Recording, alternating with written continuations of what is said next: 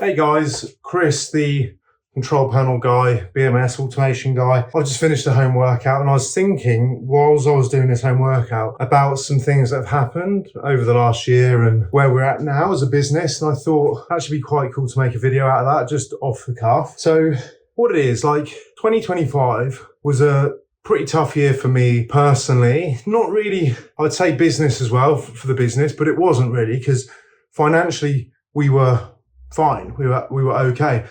But difficult for me because we were trying to find a client acquisition system, i.e. a marketing system, an advertisement system, other than what we do on social media that obviously attracts people organically.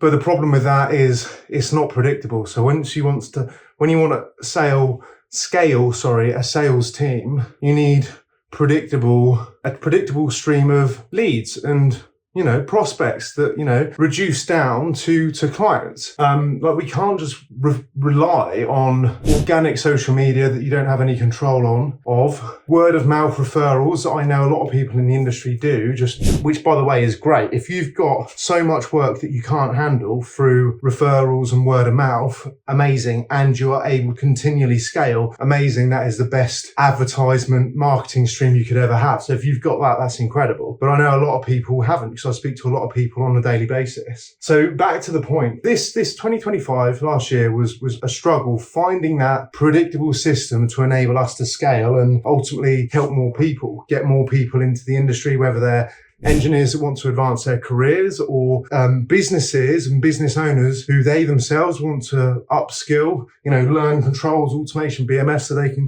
capitalize on the incredible opportunities that are available at the moment, but also business owners, bigger businesses with teams of engineers that they want to upskill and ultimately bring this type of thing in-house so they don't have to sub it out, so they can capture that margin themselves. It's going to save them money, etc., etc. Right, let me catch my breath. So it was a bit of a struggle. What we've discovered is November last year, we started playing around with ads. I'm in a business mastermind with people way ahead of me. Really good thing to do is be surrounded by people that are doing better things than you, that are, not better things, but are ahead of you, and learn from them.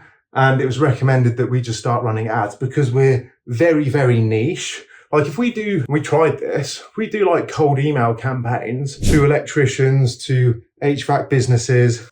We can help you bring controls in-house, all the rest of it. I won't get into all the details of cold email, but they kind of they see an email, they probably ignore it. It's not in their face all the time. If now's not the right time, or, they haven't even considered bringing controls in-house, they're just going to disregard it. So that's just one example, how it didn't really work for our niche. But if we're getting to the point, putting ads out there, which we are now, we're running meta ads, so Facebook, Instagram, and we'll probably start running them on Google and YouTube in the future, although they're a slightly different beast. So it was recommended to do meta ads first. But that's what we found is a much better way of attracting our type of prospect, that we can help predictably, controllably. So ultimately keeping it very simple, and there's a lot more that goes into it, and it's fairly early days for me understanding all of this. But ultimately, the more ad spend that you increase your ad spend, the more people you get to speak to. It's pretty simple, providing your messaging, your positioning, your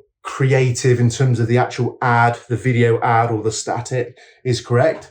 And you're making decisions based on data and metrics. This is another thing that's so important in business, is actually, just recording every data point so you can actually make informed, logical decisions, removing emotion. So that's another massive thing. Anyway, so ads have been going pretty well for us. We're still early days. And finally, I feel like we've actually got a predictable, controllable marketing advertisement system, which is now going to enable us to scale. Keeping it simple, more money in, more people to speak to, more revenue, grow the business, keep doing that, optimize, learn, get better, and just keep doing that. But we found the system now.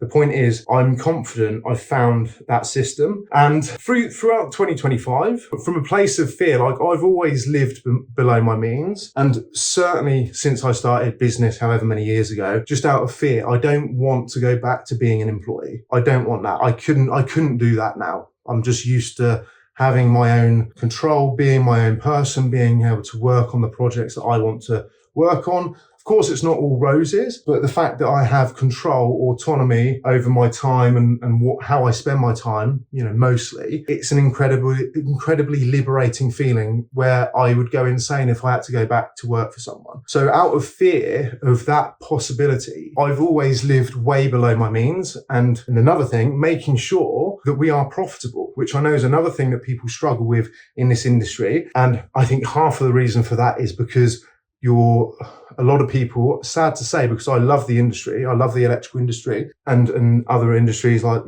mechanical, plumbing, HVAC, all of that. But certainly the electrical industry, like you're almost a commodity these days and it's so competitive and it's just a race to the bottom. So it's hard to be profitable. It really is hard to be profitable. And especially when you're trading time for money and you're not really doing project work like this. I'm selling a load of hardware with this and programming and design. It's not just me going to site, fitting that to the wall, connecting the cables. There you go. There's a lot more to it, and there's more opportunity to put profit margin into all these different areas. Anyway, when I started in business, I read the book Profit for Contractors or Profit First for Contractors. Amazing book, highly recommend it, where you actually prioritize profit. So I've always sort of lived by those rules in that book, and it goes into various accounting rules as well to help you achieve that. But I'm like, there's no point being in business if you're not going to make profit. And not so I can, go and buy Lambos and go and buy Rolexes and, holiday every month. It's not about that for me, but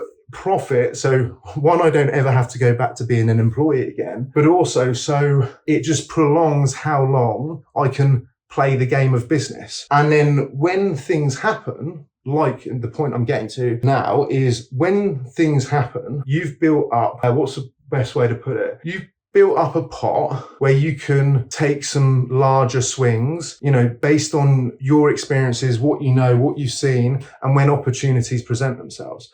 So, if you're watching this and thinking, I would love to understand controls, BMS and automation from a practical standpoint, not just a bunch of theory that doesn't apply in the real world. Well, we've got a community and training courses all completely free where you can get support and guidance from industry professionals and go through hours of free trainings where you'll gain confidence reading schematics, building control panels and doing electrical design work and modification. And this is a space for electricians, engineers and technical business owners where we share real world insights, answer questions and break down what actually matters on site without the noise or salesy nonsense from manufacturers. And as I said, this is all completely free to join and you can find the link in the description below. We've been profitable. I've not been spending money carelessly. I've taken like a minimal amount out of the business, me personally as a director, to continue playing and obviously getting amazing team members on board as well, like growing the team slowly but surely. But now I've found the thing that I'm confident is going to enable us to get out there and reach more people and help more businesses. That's what we really want to do is help more businesses. If we can help people progress their careers as well, great. But it's businesses that we really want to help. So now identifying the fact that meta ads is the thing and the fact that we've been living below our means, we've got a bit of a pot that now I can take that cash reserve, from the profit, it's been mounting up, that I can now allocate that capital. I've got liquid capital. It's not wrapped up into assets or anything like that, where I can actually allocate that into this system, this machine that is meta. And there's other things, ancillary things that go along with that, which I'll explain in a second. I can put that into this machine because I'm confident now, and we've done some initial testing, I'm confident that allocating a big amount of capital into this area is going to enable us to get to the next level and, get to where we want to get to, and scale the team and help more people. So I'm going to take a big bet now on meta ads, allocate a lot of capital. And the reason being is, as I mentioned, this year, 2025, has been a real struggle, not business financials, but for me personally, just very, very frustrating. Trying a marketing system, like putting time into understanding it, learning it, implementing it, systemizing it, and then really not getting the results that I was expecting. They work somewhat, but you could see that there's no point putting resources, training people up, putting maybe more capital into that. It's an uphill battle. It could work, but it's not. I hadn't tested all methods by this point, and ads was kind of the last thing. And it was the last thing because it's the thing that obviously costs money to do. So I was playing it a little bit safe, and obviously in hindsight, it's a great thing. Had I known what I know now, I'd have just gone straight into ads and spent a whole year learning that. And, had we done that, we'd be in a completely different position now. So with that in mind, I'm like, fuck it. I know 99% sure this is the thing. I want to buy back that year that hasn't been lost. It's been a really good, humbling experience and tested my patience, but taught me a lot of things. So I guess it's worth it from that regard. But now where we're at, it's like, I want to get that year back. So I'm just going to allocate a lot of capital into this thing, into the thing that is meta, to aggressively, I'm going to be aggressive, not stupid aggressive, and still making sure that us as a business, if it all goes tits up, we can continue running and then, get back up to where we were, fairly quickly if necessary. And all the people within the business are still supported and still have jobs with us, and still a part of the team. I don't want to lose anyone, but we're going to get aggressive now. I'm not playing it safe, and I'm going all in on this. And that was really it. I don't know really what the point of this was. I think I had a point to start with, but more than anything, it's just I wanted to share my story. And I guess the point is, when you recognize something, you can't be 100% sure on anything, but when you recognize an opportunity and you've been preparing for whatever this opportunity is, just waiting for it to present itself, then things align and you see it and you have this feeling. You can see, I'm like, you hopefully can feel my energy, my passion here, my certainty is to fucking go all in on it and try it. And what's the worst that could happen? Like, you're not going to die. You will learn. The very least you will learn. You'll gain a lot of skills and experience, and then you can reassess. But that is the worst that could happen. But yeah, stop playing safe and enjoy the game of business if you can, and try and be profitable. It makes things a lot less stressful, and live below your means ultimately. Because then when you get to these points, you can take big swings and get to where you want to get to quicker, hopefully. See you later.